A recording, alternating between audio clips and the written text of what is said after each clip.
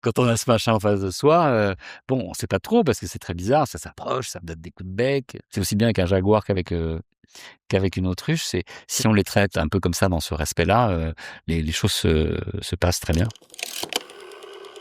On a l'histoire d'un petit enfant qui, à l'âge de 2 ans, a été perdu par ses parents dans une tempête de sable dans le désert et qui a réussi à survivre 10 ans tout seul, aidé un peu par les animaux et notamment par les autruches, mais qui a quand même survécu 10 ans tout seul dans le désert du Sahara, qui est quand même très hostile. J'ai eu envie de traiter cette histoire parce que justement, c'était pas une légende, c'était pas de la fiction, mais c'était une vraie histoire incroyable. Donc, c'est une journaliste qui a trouvé cette histoire et qui a écrit un livre et donc nous, on a décidé d'adapter. Après, autour de cette histoire, on a créé une fiction voilà, qui enrobe un peu cette histoire brute. Je dirais même que c'est un enfant non dompté parce que apprivoiser, c'est presque trop doux. Puisque évidemment, c'est le principe de la culture, de la civilisation, avec tous les avantages et les inconvénients. C'est l'inné l'acquis.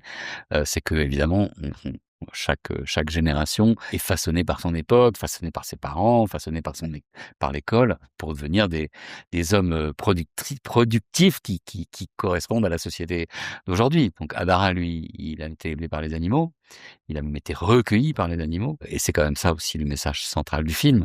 Et donc lui, il a vécu complètement sur l'instinct, au contact de la nature, qui est un peu finalement une allégorie de ce qu'est la condition humaine et la façon dont nous avons survécu dans cette nature hostile depuis des millénaires. Donc c'est ce voyage-là que fait Adara. Ce qui m'intéressait aussi dans l'histoire, c'était d'inverser un peu ce que j'avais fait auparavant, c'est-à-dire là, c'est les animaux qui viennent sauver l'homme. Et ça montre à quel point, voilà, les animaux sont aussi doués de compréhension, de sensibilité, d'adaptation au monde. Et comme on peut beaucoup apprendre d'eux, et on a tendance à couper ce lien-là, à être complètement dans ce que vous disiez, dans la culture, dans le façonnage, et à perdre complètement la connexion sur quel a été le sens de la vie, qui est quand même qu'on est sur une terre naturelle, avec une nature autour de nous, une faune. On la détruit plutôt que de partager des choses avec elle.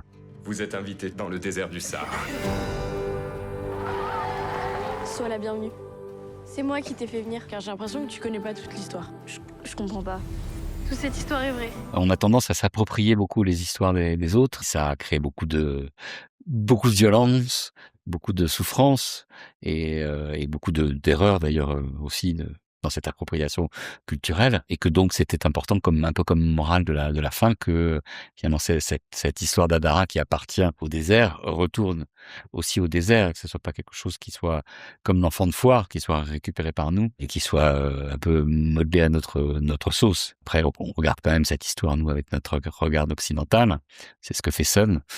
Mais elle rend cette histoire à Karouba en lui disant, bah, c'est toi qui dois l'écrire, en fait. L'âme d'enfant, moi, c'est ce que je fais aussi dans mes films.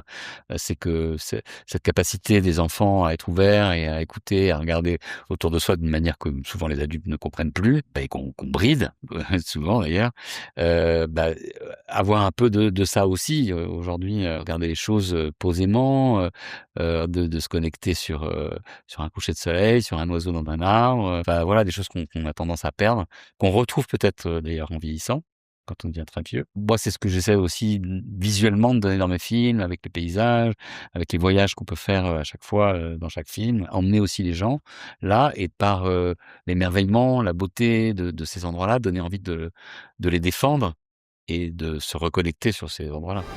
Adara adopta le désert et le désert l'adopta.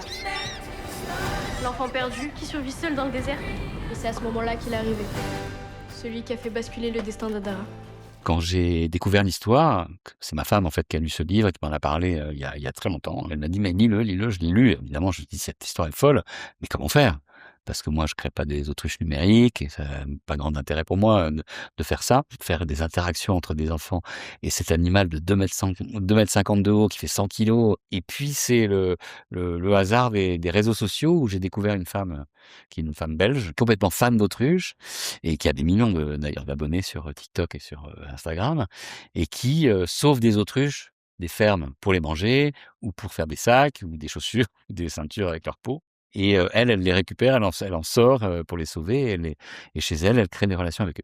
Et quand j'ai vu cette femme qui était capable de faire des câlins et des autruches, elle est pas du tout dans le cinéma. Je l'ai contactée et voilà, et c'est ça qui m'a donné la clé.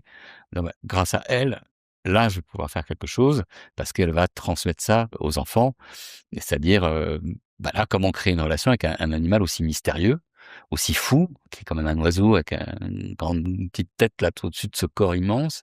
Et on s'aperçoit finalement que dans des histoires faites de complicité, d'énergie entre humains et ces oiseaux, il y a quelque chose qui se passe incroyable grâce à cette femme et qui fait que tout d'un coup, bah, il y a l'oiseau qui vient dans les bras, enfin, comme on voit dans le film, qui fait des câlins, tout ça c'est vrai en fait, et qui est content, et donc tout d'un coup ça devient évidemment sans danger. Alors on surveille évidemment beaucoup pour pas qu'il se passe quelque chose, mais ça crée un truc qui est évidemment magique et très surprenant. Si elle avait pas été là, j'aurais pas fait le film, je pense pas. Regarde, il y a des traces.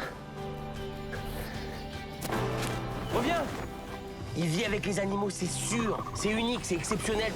Quand on veut que des enfants jouent des rôles pareils, et notamment le tout petit, pour comprendre de quoi il s'agit, et effectivement, tout d'un coup, avoir cette notion de ce qu'est un enfant non dressé, non apprivoisé, qui ne connaît pas son reflet, qui est aimé par des autruches, qui tout d'un coup va découvrir que c'est pas, il est pas pareil, qu'il est un humain. Donc ça nécessite quand même d'avoir des enfants qui sont pas simplement des acteurs, ou qui sont pas seulement même des perroquets, mais qui sont capables d'interpréter, de comprendre et tout. Et ça, j'ai eu la chance, effectivement, Naël, qui joue le rôle de Adara à 12 ans, est un môme vraiment très, très brillant. Donc effectivement, il arrive à l'incarner, à le faire. Aussi très aidé par une coach incroyable aussi, qui est un coach d'enfants, qui a formé les acteurs à incarner un personnage qui est tellement loin de nous, hein. C'est des enfants de la ville, hein, donc tout d'un coup se transformer en un enfant sauvage, c'est pas forcément évident. Je voulais pas non plus que ce soit trop excessif, le juste milieu pour pouvoir effectivement aussi se projeter. Et je pense que ça marche. Mais le plus surprenant pour moi, c'était le petit, parce que faire tourner un enfant de 2 ans et faire interpréter, là, c'est un rôle de composition ce qu'il fait, hein. C'était quand même incroyable de voir comment ça s'est créé. Moi, je suis pas pour grand chose. Cet enfant a fait tout le scénario, toute l'histoire, tout ce qu'il devait faire avec des petits Playmobil, avec des petites autruches, des petits jouets. Ils ont répété pendant des jours et des jours tout ça avec ça, et il a tout intégré. Et après, il a ressorti même en inventant des choses lui-même. Il savait qu'il devait faire ça, mais il faisait autre chose. Et donc, il y a une compréhension finalement au-delà des mots, et on se connecte vraiment bien. Et c'est la même chose pour les animaux, les enfants. Enfin, c'est quelque chose qui est pas vraiment explicable par des mots, je pense.